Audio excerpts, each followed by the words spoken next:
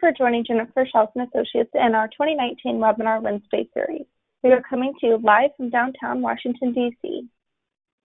Our webinars are held every Wednesday, and you can find the upcoming schedule on our website. Past webinars and all recordings are also on our website and on our YouTube channel, along with over 160 other recordings on federal contracting topics. All are complimentary. If you have questions for our speaker today, please contact them with the information you see on the last slide. And this is just a little bit about us. We are a Washington, D.C. based firm and provide services for federal contractors. This ranges from market analysis reports to proposal writing and also post-award compliance. More information is on our website, so please visit us. And we also offer advertising, so please contact me with the information you see on your screen for more information or if you have questions. And our webinar is sponsored by AccuTrack, and here's the short message from them. AccuTrack Consulting and Accounting Services is an 8A WOSB CPA firm committed to supporting entities to sustain growth in government contracting. Our outstanding DCAA accounting solutions reduce audit risk, improve cash flows, and give you peace of mind. Contact us today to learn how we can enhance your DCAA accounting efforts. All right, so we're going to go ahead and get started. Our speaker today is Jim Bender of ZK Development Solutions. And we will be covering shaping the requirements of the next RFP. And Jim, I'm going to go ahead and hand over to you. Thank you, Valerie. And good afternoon or good morning to you wherever you are listening today. I'm really happy to share with some of the knowledge I have about how to use a meeting with government buyers to shape the requirements of the next RFP. Now, I've been in federal consulting for more than 20 years as a project manager and as a business development professional and an executive. Now I own my own company where I provide business development services to small and medium-sized companies to help them win more business with the federal government. And so I'm very happy to share some of the ways that you can use the government procurement process to your advantage. Next slide, please. So something to reflect on here is the best way to increase your chance of winning the next proposal is to influence the RFP. Now that may sound obvious to you, but it is something that should be part of your BD toolbox. Have you ever looked at an RFP and said to yourself, I know I can help this office do better, but the way this request is set up, we just can't win. There is hope. Despite what you may have heard, it is perfectly legal for contractors to talk to government buyers about a future procurement. The key word here is future, not current. It is to their advantage to consult with experts in industry like you about how to get the most out of their contracting dollars. You have something of value to offer them in a meeting. You can use a pre-solicitation period to help them write a better request. At the same time, you're increasing your chance of winning by moving the RFP in a direction that benefits you. Next slide, please. But you don't want to get too cocky with this. If you use these meetings to bully the client and acting in your own self-interest, your efforts can backfire. That's why any changes you propose should be in tandem with at least one good reason why they will benefit the government in the competitive and or performance phase of the contract. Some of the things that might be beneficial to them include cost savings, risk mitigation, smoother integration with legacy systems and programs, reducing personnel turnover, putting the best qualified people on the job, leveling the competitive playing field, meeting socioeconomic goals, and schedule and price realism, optimizing government contractor communications, and I'm sure you can think of other reasons. You want to be doing this outreach to both contracting officers and technical people The contracting officers are more used to these kind of contacts, but the technical people, of course, are going to influence some of the technical aspects of the proposal that you may be most interested in. So before you tell the government how to improve their RFP, give some honest thought as to why doing so would be a mutual benefit to you both. Next slide, please. So let's think about what you could possibly influence in such a discussion. And I'm going to cover three areas, one being protecting your competitive advantage, demonstrating your competitiveness and low risk, because low risk is always critical in contract awards, and then helping your proposal. Next slide, please. So within the protecting your competitive advantage, we could talk about these different ideas. So how are they going to award the contract? What milestones and what way to do the procurement process would benefit you the most? If you're the incumbent, you may be interested in running the thing as quickly as possible and eliminate as many steps because you have the advantage of already knowing a lot about it. Would you like to have an on-site industry day, a draft RFP? Would it be your advantage to slow walk the process or speed it up? Would a multi-award contract work to your advantage by giving you a shot at a little bit of work? Or do you think you are so clearly superior to the known competition that you'd rather go for a single award and capture the whole shebang? We'll always weigh whatever you propose in this area based on competitiveness, risk, and a procurement schedule. Emphasize those points in your argument to make sure you mitigate any concerns they may have about following your advice. How much you influence the pricing structure? Will the RFP require hourly rates or mixed rates? Whatever your scenario, whatever is the best scenario, you better be sure the agency can endorse it before you start agitating for it. Can pass our agency RFPs for similar work to find support for your preferred approach. If you're suggesting something completely new to them, they may be leery about doing it unless you have a really good idea. Talk about contract type. Do you want a task order RFP or a firm fixed price? Do you want a contracting mechanism or a definitive contract? Can you only make profit on a cost plus fixed fee, or can you offer a killer price and a fixed price that would blow the competition out of the water? I've worked in situations where there are certain companies that only feel like they can make sufficient profit on a time and materials contract because they can vary a lot of profit in those labor rates. Whereas other smaller companies can probably make a perfectly acceptable amount of profit on a cost-plus contract.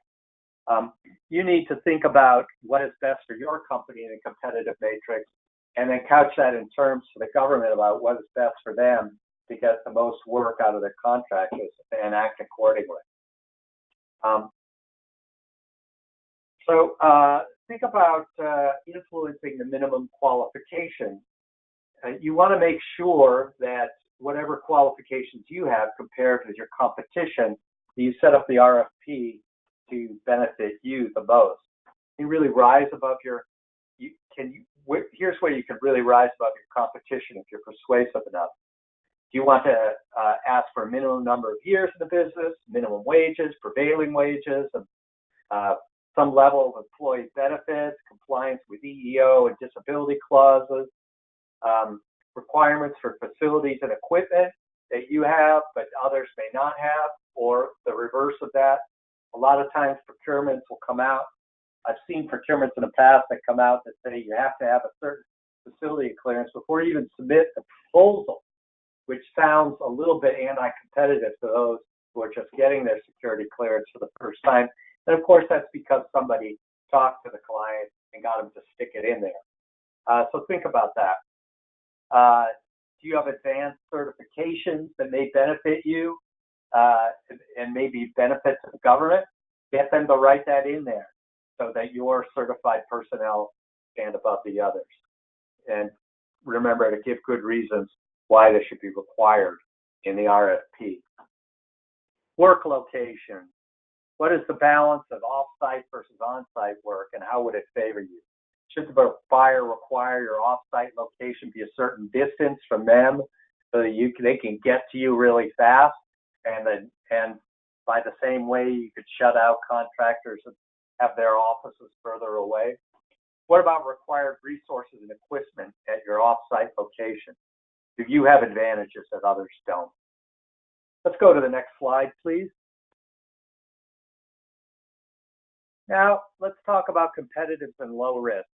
The one thing that trumps everything in a procurement process when it comes to the government, they are always going to go for the lowest risk solution. Government people hate risk, especially the ones that are signing off on the contract, which is the contracting officer. That's because people who work in the government are punished much more severely for things that go wrong than they are rewarded for things that go right. So you may be a really smart guy or gal with an awesome solution, but if they're afraid you're going to screw the pooch, that is, not do a good job on their thing because you don't have the right experience or qualifications, they're just not going to give it to you. So you've got to demonstrate how you are low risk. So let's take a look at some of the specific ways you can increase your competitiveness and lower your risk profile. You can advise the agency as to specific tasks and objectives that need to be accomplished to solve their problems within the work scope, as well as what metrics are most applicable. Remember, you want to tilt the advantage to your solution. How general or specific do you want the statement of work to be? Is it best for you that the statement of work only calls out overall requirements or specific tasks, which are good for a fixed price contract? If specific tasks seem to require explicit continuation of incumbents' current staffing and technical management approach, you may want to take a pass. Or if you really want to be aggressive, you can tell them that this approach is anti-competitive and anti-small business. How competitive and risky your company appears to evaluators depends how squarely you can nail the work scope requirements. If your innovation is your strong suit, agitate for a vague statement of work. If you're best at clicking off tasks on a list, you might want a more detailed work scope. What about performance schedule? Here's another way you can show up your competition, but you have to be careful. Government evaluators are trained to spot unrealistic scheduling and proposals. If you can suggest a cost-saving or risk-avoiding tweaks to the government schedule, do so. But don't offer to complete a 12-month project in 8 months. That'll tag you as unrealistic and a high-risk contractor. And it also may put you in a situation where they say, okay, go ahead with the 8 months, and then you find you can't do it. The agency didn't pluck a 12-month schedule out of thin air. So unless you have some very specific and compelling reasons to reduce it to 8 months, be careful of that. And another way of shutting out the competition a lot of people don't think about is conflict of interest. We often grumble about that in our offices when we say, wow, they keep winning all this work in this office, why can't anybody else break in? But if a competitor held an actual contract to help draft the RFP requirements, it clearly shouldn't be allowed to bid on a follow-on contract to fill those same requirements. Simply raising this kind of hot conflict of interest can cause contracting officers to have second thoughts about certain competitors and insert appropriate language into the RFP to shut them out. This might be how you compromise competitors to have that inside relationship with the agency or hold contracts in multiple interrelated areas. So let's go to the next slide, please, and talk about helping your proposal. This is really where the rubber hits the road. And where you can really change things to your advantage. Take a look at the evaluation criteria. You can make an argument that some factors, particularly those favoring you, should be weighted heavily and others not favoring you, weighted more lightly. Can you suggest some bona fide critical considerations in selecting a vendor for this specific project?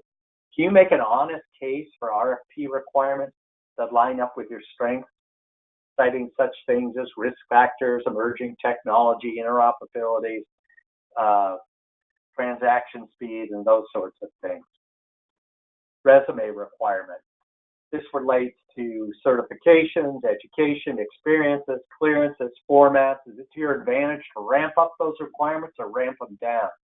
If you need to bid a slew of contingency hires to get into a new office, especially as key personnel, it will benefit you to argue for sample resumes rather than named resumes. So you better have a good reason for the government to do that. And what about those key personnel? Do you have them on staff or do you need to sub?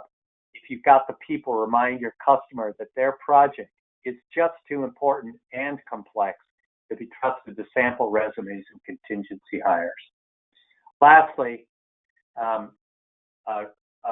past performance requirements. How recent must your projects be, or what's best for you, and what argument can you make? How large is your past performance? Mainly as a subcontract, you can make a solid argument that requiring prime-only past performances is anti-competitive, anti-innovation, and anti-small business. You can make an innovation, functionality, and low-risk argument for your own favorite standards and platforms, or is the customer strictly driven by what they're already using and the methodology they're already using? And you open their eyes up to new ideas and new ways to get their job done. Can you argue from a switch from an old platform to a new one that you happen to specialize in based on cost savings or reduced risk? Next slide. The important thing in this game is to remember that if you're looking at an opportunity when the RFP comes out, you're too late. At that point, it's really hard to influence how the procurement is going to go, and it's really hard to make an impression on a potential client, and you're really behind all the other people who have been doing their homework, have been having their meetings and preparing it. Remember, it's okay to meet with potential clients and offer ideas. You have a lot to offer. Jump in and help the buyer. Become a trusted partner. At the same time that you want to offer advice and offer the benefits of your experience, you need to be careful to be humble about it. You really drive up the value of your company and the way it's perceived by getting in and understanding the needs of the client and offering your technical advice and your experience to help them solve the problems that they have. So I hope this webinar has helped you have more confidence about what to do with those client meetings and how to be a little bit more aggressive about shaping the next RFP. Mallory, I'll send it back over to you. Thank you, Jim, for sharing your knowledge and insight with us today. Today's presentation has been recorded and can be found on our website or YouTube channel within about 48 hours. If you have questions about today's topic, please contact Jim at the phone number or email shown on your screen. Thank you, everyone. This concludes the webinar.